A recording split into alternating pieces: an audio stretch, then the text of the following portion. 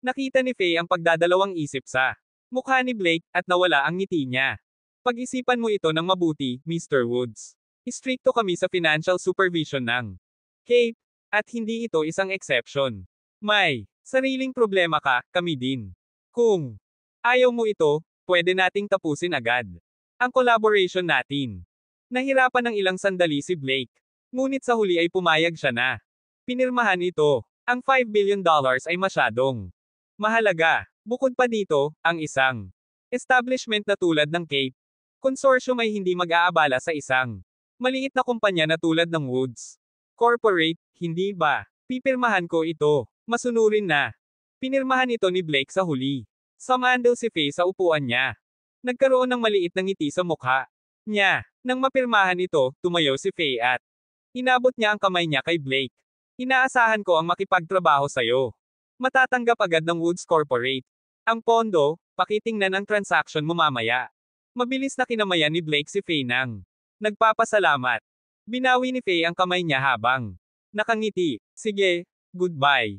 Tumango ng sabik si Blake, yumuko siya. Bago siya umalis ng opisina para maghanda sa mga susunod na trabaho niya. Umupo ulit si Faye habang may malamig.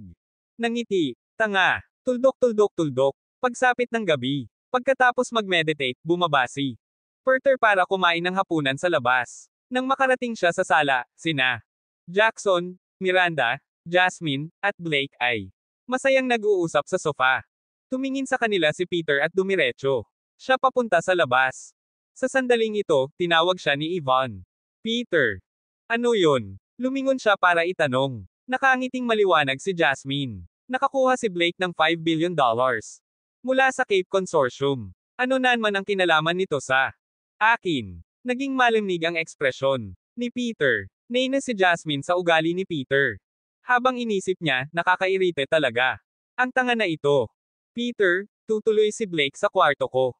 Ngayong gabi, huwag kang pumasok kung walang mahalagang nangyayari. Ayaw ko na makita mo ang hindi mo dapat makita. Ang mapanglait na tono ni Ivan habang kumapit siya sa braso ni Blake. Dumilim ang ekspresyon ni Peter habang sinuri niya ang lahat ng nasa sala.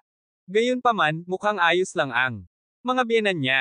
Nakangiti ng maliwanag si Jasmine, at mayabang naman si Blake.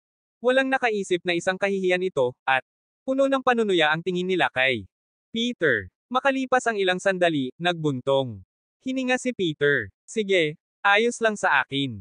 Mag-divorce na kayo bukas.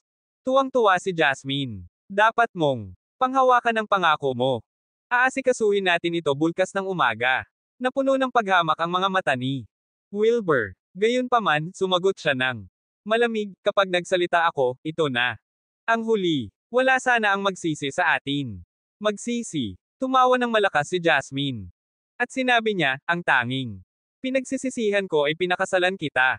Walang kwentang basura. Sumingit din ang tatay ni Jasmine, ito na ang huling desisyon. Bukas ng umaga, magdi-divorce kayong dalawa.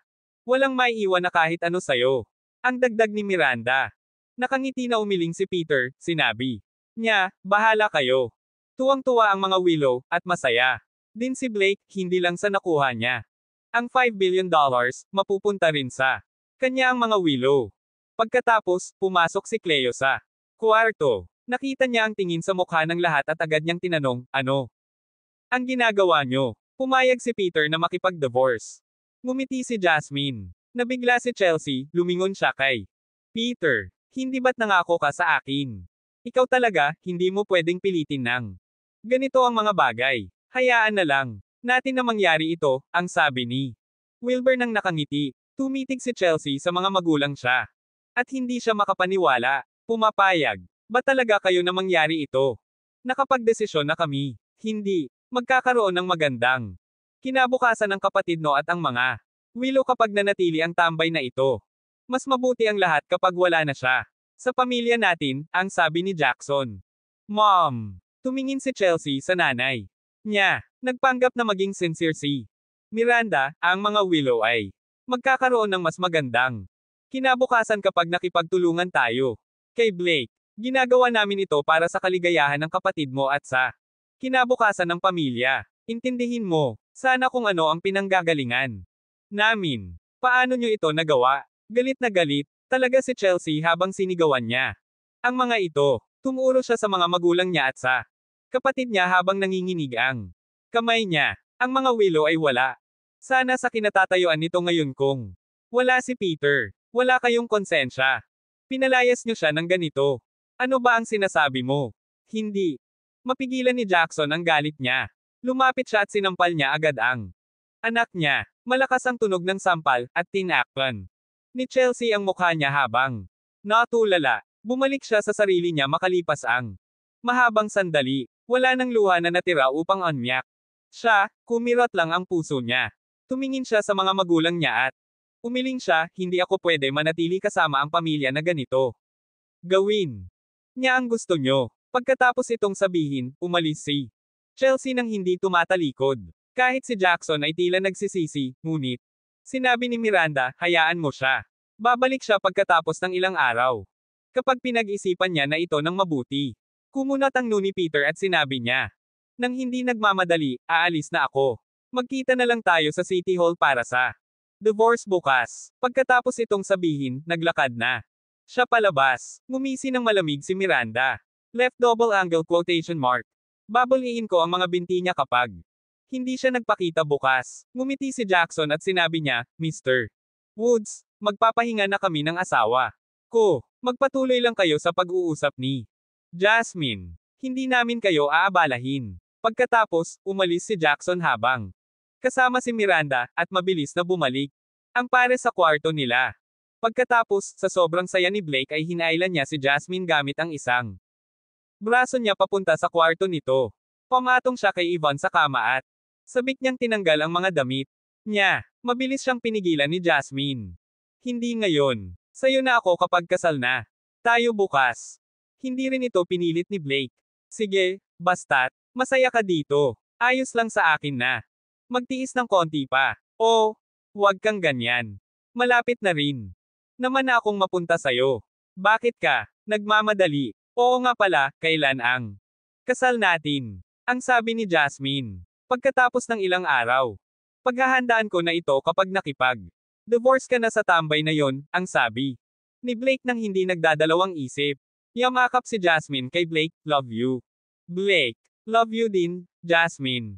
Puno ng kaligayahan ang ekspresyon ni Yvonne, ngunit ang tingin ni Blake ay may dala na kasamaan. Pagkatapos umalis sa lugar ng mga Willow, naglakad si Peter sa kalye. Habang nag-send ng text sa kanya si Chelsea, sinabi niya kay Chelsea na huminahon sa ngayon at wag itong pumunta sa kahit saan. Hindi marunong si Chelsea, ngunit bata pa siya at pwedeng sanayin. Ang mga prinsipyo niya ay inosente na. Parang bata at ito ang gusto ni Wilbur sa kanya. Ang mga tao na ganito ay magagamit ni Peter sa darating na panahon. Pagkatapos, naglakad ng mabagal si Peter sa kalye habang iniisip niya ang mangyayari. Hindi nagtagal, lumipas ang isang oras. Pagkatapos, tumunog ang malakas na sigaw. Tumalikod si Peter at nakita niya ang isang bata na 4 o 5 taong gulang sa gitna ng kalsada, at palapit ang isang kotse. Umapak ng preno ang driver, ngunit mapupunta pa rin sa panganib ang bata base sa distansya. Nagdesisyon na si Wilbur sa oras na makita niya ang eksena.